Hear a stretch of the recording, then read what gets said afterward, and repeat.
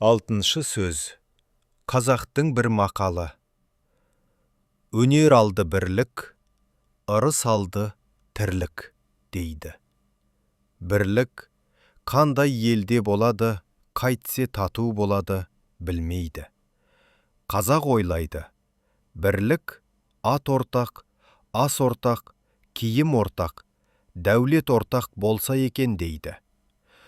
Олай болғанда байлықтан не пайда, кедейліктен не залал, ағағайын құрмай мал іздеп не керек?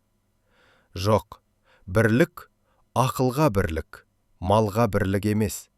Малыңды беріп отырсаң, атасы басқа, діні басқа, күні басқалар да жалданып бірлік қылады. Бірлік малға сатылса, антұрғандықтың басы осы.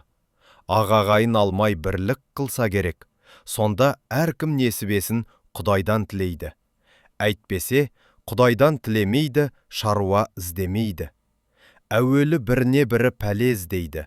Не түсін, не ажарын, не өкпесін бұлдап, ол болмаса бір пәле салып, қорғалатып, әйтеуір бірін-бірі алдаудың амалын іздеседі. Мұның қай жерінен бірлік шықты? Ырыс алды тірлік дейді. Ол қай тірлік? Ол осы жан кеудеден шықпағандық па?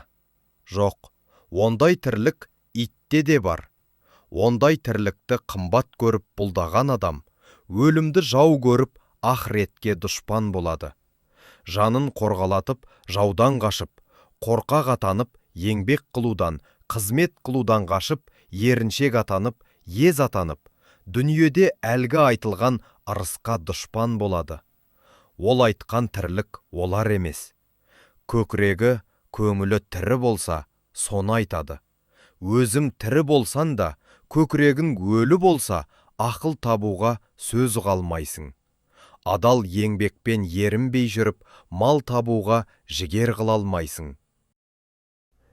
Кеселді жалқау, қылжақпас.